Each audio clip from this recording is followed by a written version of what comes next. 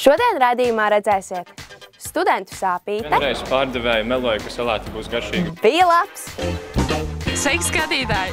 Rīga 2014. Twitter spēks.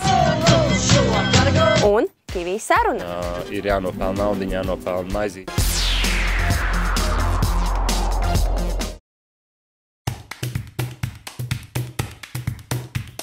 Sveiki, skatītāji!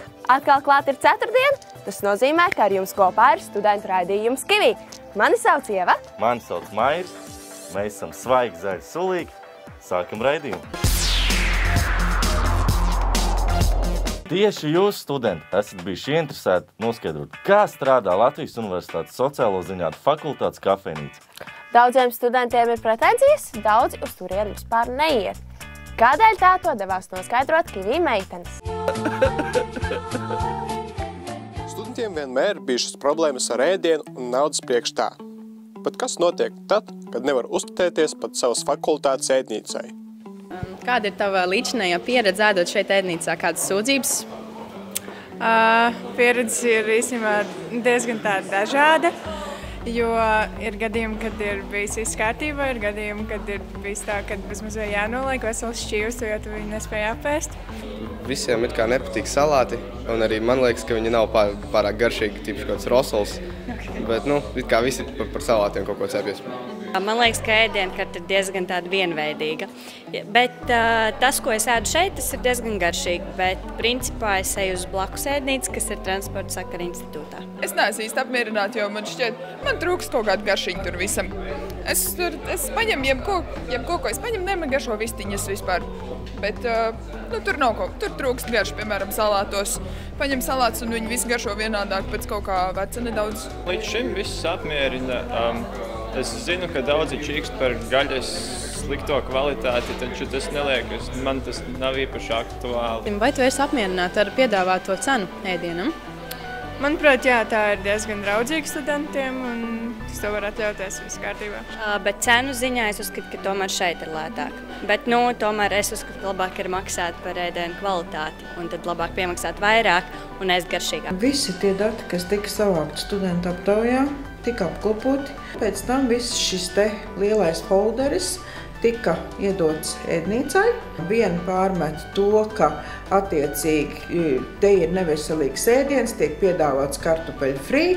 Otra savukārt saka, ka vienīgais, kas te ir garšīgs un labs, ir kartupeļu free. Cerēt, ka te varēs paēst visi 100% to, kā viņi vēlās un par ļoti mazām naudiņām, tas ir neiespējami. Ko tu teiktu, ja ēdnīcas piedāvājums tika nomainīts uz ēdnīcu daily? Ko tu par to teiktu? Ēdiens ir nedaudz dārgāks, kvalitāte arī attiecīgi ir lielāka. Man būtu tiešām dziļi vienalga. Tikmēr, kamēr tās cenas nav pavisam kosmiskas, jo nevienam negribās maksāt par daudz. Es nekad neesmu ēdus dēlijā, bet es esmu dzirdējusi, ka atsauksmes ir labas. Tā kā, ja ļoti neatšķirtos tās cenas, tad jā, es būtu ar mieru. Es būtu tikai priecīga par to, jo pārmaiņas ir uz labu. Ja man garšo tas, ko es ēdu, es domāju, ka jā.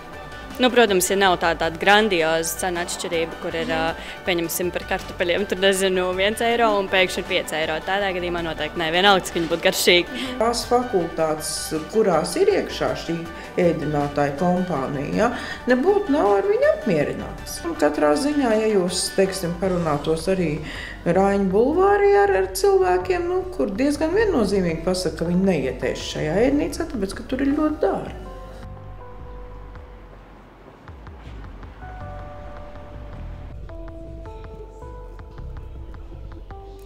Vai jūs apmierina piedāvātājs ēdienu klāsts šeit? Man šeit patīk. Tā kā es neēdu, gaļas piedāvājumus man ļoti apmierina. Cenas jau vienmēr var būt zemākas, bet kopumā nav. Kopumā nav sūdzības. Diezgan labi īstenībā. Var normāli paēst par labu naudu arī. Jā, pilnīgi apmierina, jā. Pagaidām nav bijis sūdzības. I liked the fish and then when they have lasagna and could be even cheaper.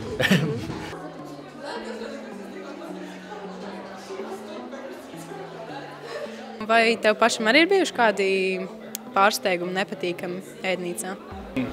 vienreiz pārdevēja meloja, ka salāti būs garšīgi. Es reiz paņēmu seļankas zupu, kura bija vienkārši tik ļoti bezgaršīga. Tā, ka tur vispār nebija, man liekas, nekāda garšviela, viņa bija tiešām tā kā ūdens. Es paņēmu, bišķīt pagaršoju, bet es viņu noliku vietā, un seļankas noteikti tur vairs neēdīšu. Es domāju, ja studenti paši nevis vienkārši rūktu savā sulā, bet vairāk iet un teiktu, ko viņi grib, kas viņus interesētu, kā viņi gribētu uzlabot to un konkrēts ierosinājums, nevis gaudot, cik viss ir slikti un dārgi. Ja? Es domāju, ka viņi arī ieklausītos. Ir bijuši kādi trūkumi vai nepatika pret ēdienu, vai tu esi kaut kur vērsusies? Nē, tikai draugiem pasūdzējusies. Esmu vērsies. Bija kaut kāda aptauja, kur bija jāizpild. Tur es teicu, jā, rakstīju, atzīmēju, ka es vēlētos garšīgāku ēdienu, kvalitatīvāku. Всегда, начиная еще 5 лет назад, как мы только начали работать, я всегда говорила и студенческому совету, и всем, что нужно работать всем вместе. Понятно, что студентам хочется, чтобы было и подешевле, и повкуснее, но в теперешнее время это практически невозможно. Если я буду делать все время дешевле, значит, будет все время ухудшаться качество. Мне всегда хочется вести диалог со студентом, всегда. И я ни на кого никогда не обижусь. Вот в тех вопросах, которые задавали мне в этом меню, да, очень многие говорили, а вот если мы скажем что-то не так, на нас обидятся. Никогда ни на кого не обижусь, никогда. И не буду там что-то им портить или еще что-то. Наоборот, я очень рада, если ко мне подойдут и скажут, что вот нам хотелось бы что-то другое переделать. Я всегда пойду навстречу. Как победим, не знаю.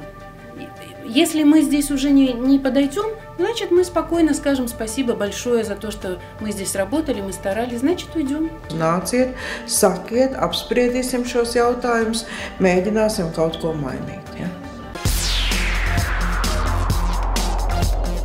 Mairi, kā tu domā, kur var atrast visvairāk sieviešu vienu vietu? Lielveikalā? Nē. Skaistumkopšanas salonā? Nē. Kur tad? Andele Mandele. Kas tas tāds vēl?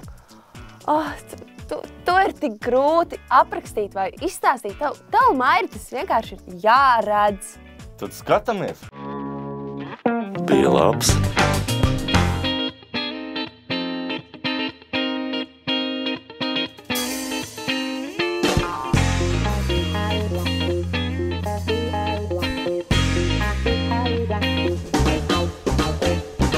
Sveiki, skatītāji! Mēs šobrīd atrodamies Ķīpsalā, vietā, kur noteikti šobrīd ir visvairāk sieviešu vienu vietu.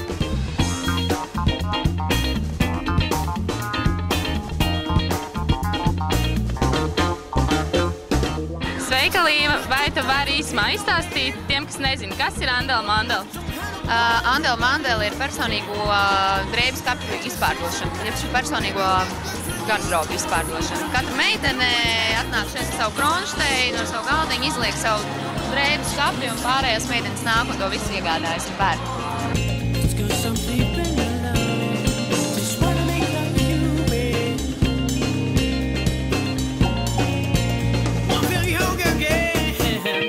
Ko jūs ieteiktu arī pārējiem dalībniekiem, kas varbūt vēl šaubās nākt vai nenākt, kā jūs viņus mudinātu šeit ierasties? Tā kā piedalīties vai vispār nāk piedalīties? Pasties kritiski uz savu skapi. Ja tu gadu neko neesi kustinājis, tu pilnīgi noteikti arī nākamos 2 viņu nekustināsi. Un ir cilvēki, kas varbūt tieši to meklē.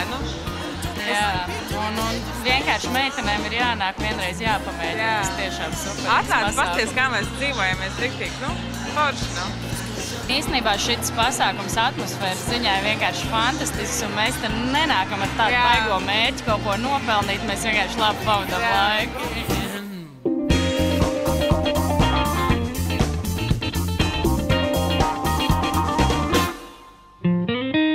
Ideja radās pavisam organiski, pavisam nejaušām, jo mēs 20 meitenes savācāmies kopā un izdomājām, ka vēlamies pamainīties drēbēm, pārdot vienu otrai drēbes. Un uz to pasākumu pirmo atnāca 100 draudzenes paziņas, 20 meitenes tirgojās un nākamajā dienās jau saņēma zvanus, kad meitenes jau grib nākamo pasākumu un tā viņš organiski pilnīgi nejauši radās un ir izaudzis par šādu te lielu pasākumu.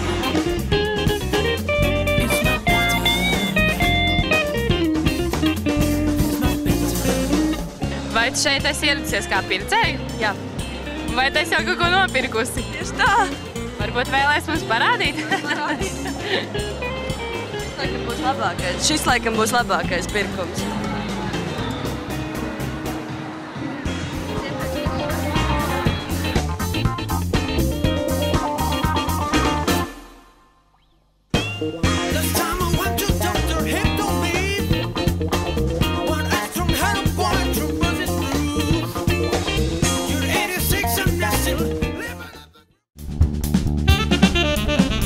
Mans vārds ir Sindija, un es tev izstāstīšu par aktuālākajiem pasākumiem Rīgā tuvākajā nedēļā. Jau rītdien, 14. martā, tēnīca Džaganet aicina tevi uz Body Art Dance Show. Uzstāsies deju studijas Leona kolektīvs. Dejotāji uzstāsies pilnīgā tumsā, un viņu sejas un rokas rotās Body Art zīmēm no Imu Artīs studio. Turklāt sestdien, 15. martā, Bārs Čomskī piedāvās saviem skatītājiem dzejas un eksperimentālās mūzikas performanci. Uzstāsies Latvijas dzējnieks Eriks Snaivo kopā ar skaņu mākslinieci un dzējnieci Jeļenu Glazu. Jaunu nedēļu sākot jau pirmdien, 17. martā 2007.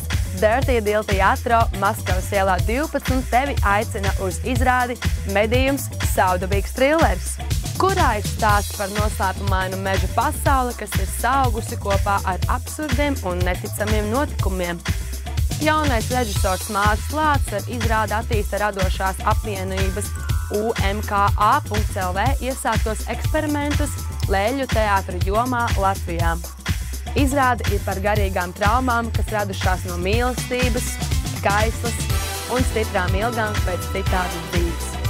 Ja vēl neesi ieskatījies Palādījuma koncerta programmā, tad informēju tevi, ka 19. martā pirmo reizi Latvijā uzstāsies viens no spilgtākajiem kanādiešu solo izpildītājiem un komponistiem Rufus Wainwrights. Mākslinieks ir uzstājies uz Glastonbury galvenās skatuves, kā arī nesen radījis operu un ticis nominēts Grammy balvai par Džūdijas Gārlandas koncertu jauniestudējumu. Koncertu ievadīs mūziķa māsa, indīga dziesminiece Lūzija Wainwrighta Roša. Šī bija Kivī Top 4 pasākumu programma tuvākajai nedēļai, tāpēc aicinām jūs tos apmeklēt.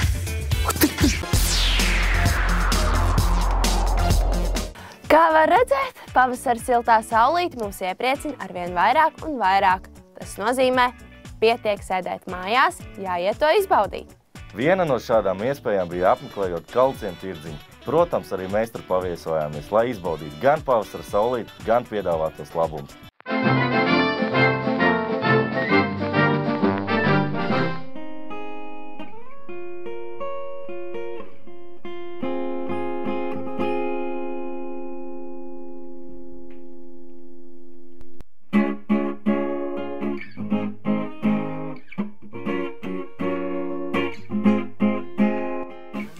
Kāds bija sākotnējais mērķis Kalncēm tirdziņu izveidošanā?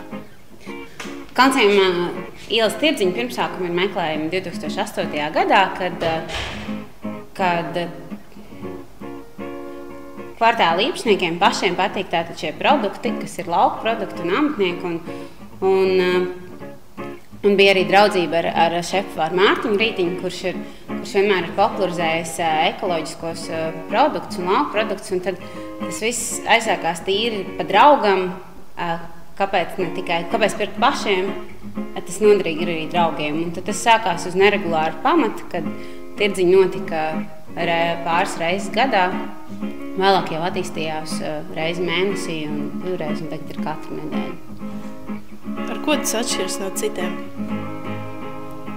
Šie tirdziņi atšķirās ar savu, gan ar preču klāstu, gan ar unikālu atmosfēru un tām pozitīvām emocijām, kas gan nāk gan no pašiem tirgotājiem, gan klientiem.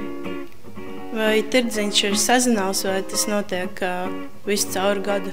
Tirdziņš notiek katru sestdienu, tātad visu cauru gadu, un tajā var nopirkt sezonālas preces, jo kā arī paši mājražotāji un zemnieki viņi ražo, un līdz ar to arī tirgo tas, kas konkrētā sezonā ir aktuāli.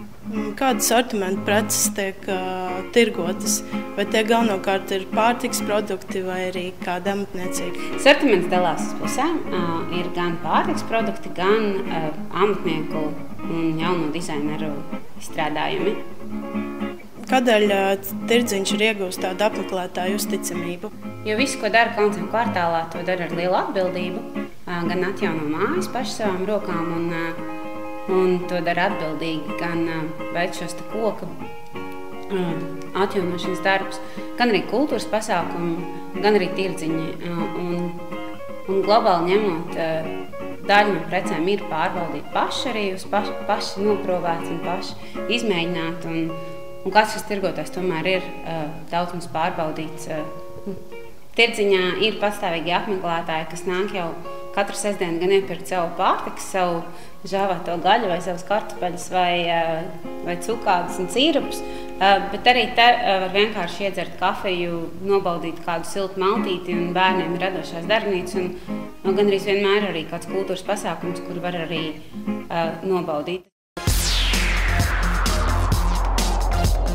Pasaulē ir tūkstošiem profesiju, bet zini, kur ir viena no visinteresantākajām? Nu? Es tev pateikšu atslēgas vārdus. Nakts dzīve, skaļa mūzika, kokteļi. Bārmenis? Jā. Šoreiz Kivī sarunā devāmies ciemos pie viena no Latvijā pazīstamākajiem bārmeņiem Andra Reizenberga. Čau, Kivī TV skatītāji!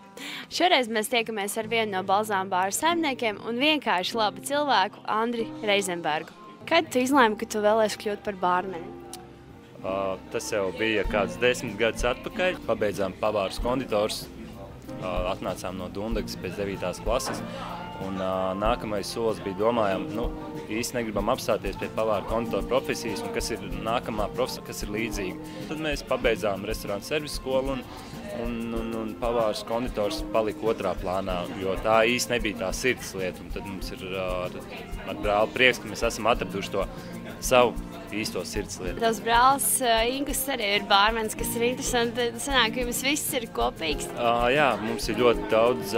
Vispār mēs arī augstskolu esam pabeiguši vienu un to pašu, un arī viens un tas pats novirziens ir. Un, ka tāds loģisks tāds solis sanāk, ko viens, to otrs. Un, protams, ja tas nebūtu tas, kas piestāvētu tā profesija vai nepadotos, varbūt, kad otrs varbūt negribētu iet. Kā vecāki neprotestēja pret šādu profesiju? Tomēr bārmeņu darbs pa naktīm un alkohols un ballītes un tam līdzīgi.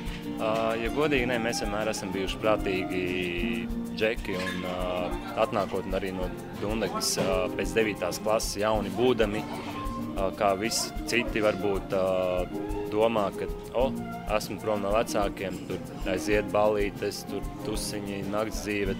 Bet mēs jau no pašas bērnības esam bijuši ļoti patsāvīgi un par to vispār nevienam nebija domu, iebildumu, ka mēs būsim tagad aiziesim kaut kādos neceļos. Un nav tā, ka tā viskija pudeli nāk virsū un paņem, padzer mani, tā nav. Tu esi piedalījies dažādos starptautiskos bārmeņu konkursos, tu māki arī žonglēt un darīt tam līdzīgas ekstrēmas lietas?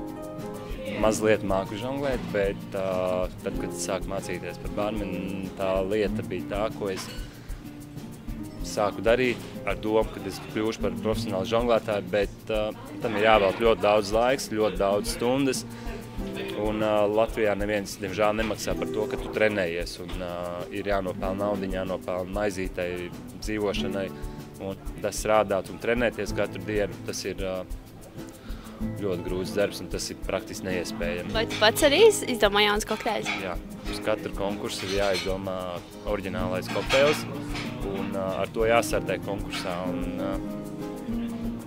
protams, ir arī ļoti grūti izdomāt labu kokteili, kurš aiziet tautās, jo, lai izdomātu vienu kokteili, es vienu reizi paskaitīju, rakstīju recepti, pagaršoju, pasmaržoju, lai būtu aromāts garš, kaut kas nav, svītroju ārā, un tad kopā es izsvītroju 19 receptes un 20 bija īstā.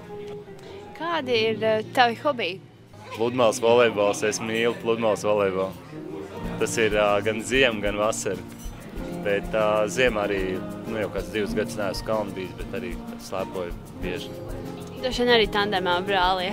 Jā, mēs piedalāmies bārmeņu volejbola turnīros beach, pludmales volejbolā. Mums ir labi panākumi. Kādi ir tavi nākotnes plāni? Lai piepildītos mūsu sapnis ar brāli kopīgs projektiņš, kas mums jau galvā stāv jau kāds laiks, kad tagad šīs balzāma bārs būs ļoti lieliska pieredze un uz nākotni vairs. Un, jā, protams, katrā valstī pa balzāma bāram vai pa Reizenbergu bāram, jā, tas būtu liels sapnis, bet brīžiem jau mēs nenovērtējam tās lietas, kas mums ir, un tad jau darbi parādīs to, kā nākotnē izvērtīsies un tikai uz priekšu, neskatīties atpakaļ un darīt savu darbu arvien labāk un labāk. Sveiciens visiem Kivī TV skatītājiem no balzāma bāra un īpaši sveiciens visām TV skatītājām. Šīs rozītes jums, meitenes.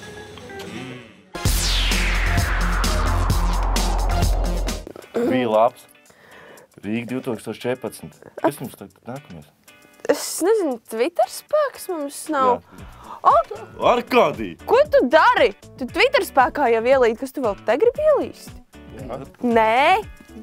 Ko Arkādijs darīja Twitter spēkā? To mēs varam aplūkot nākamajā sižetā.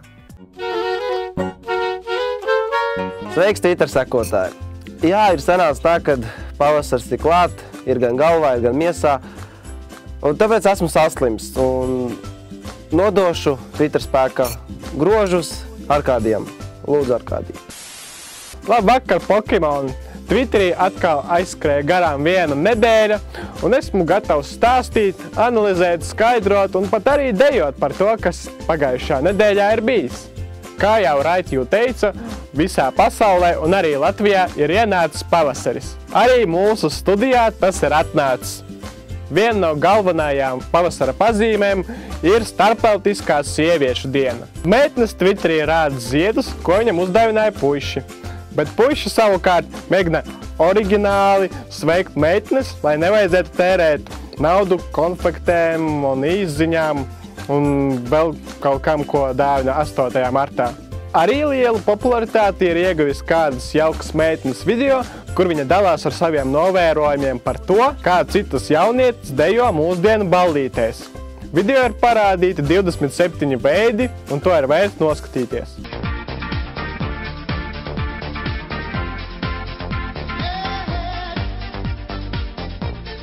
Atgādinu, ka visus video un mājaslapus, par kurām es šodien stāstīšu, var atrast aprakstā zem YouTube video. Es nu arī neslinkoju, un tagad parādīšu, kā puiši dejo ballītēs.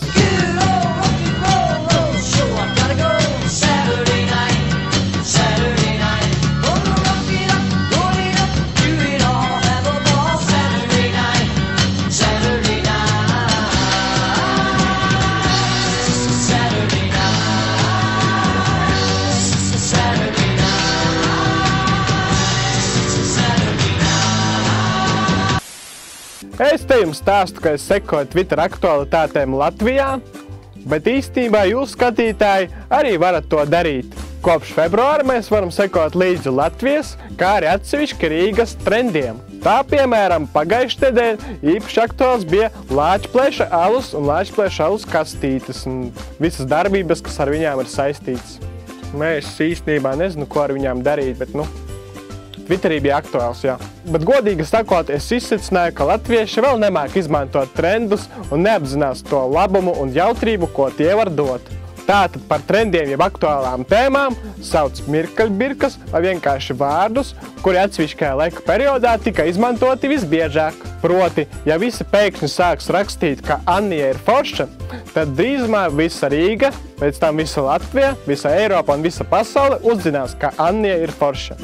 Arī Latvija ir maza valsts, bet pēdējie pusgadu laikā ir jau 2 reizes pabijusi vispasaules trendos. Pirmo reizi tas bija saistīts ar Zolitūdes tragēdiju, #Maksima. Un arī otrā reize bija saistīta ar dramatiskiem notikumiem, kas par laimi šoreiz norisinājās uz ledus. #Kanāda versus Latvija, kur katrs Twitter lietotājs var paskaidrot, ko atsevišķa svarīga tēma nozīmē. Pēdējo gada tendences liecina par to, ka trendus bieži vien izmanto tādu populāru dziedātāju fanes, un arī fani, jā, tādi ir, kā Justins Biebers, Demi Lovato un One Direction. Bieži vien tie trendi ir par to, lai pieminētu mūzikas izpildītāji, atbrauktu vai nu uz Argentīnu, vai nu uz Indonēziju, vai nu pat uz Zrūjienu. Šīs sezonas pirmajā epizodē Raitījus stāstīja par hashtagu Soči rīko, ko latvieši izmantoja diezgan aktīvi. RTV skatītāji, ja griba redzēt jau pieminēto un arī citas Twitter spēka epizodes, apmeklē mūsu mājaslapu kvtv.lv.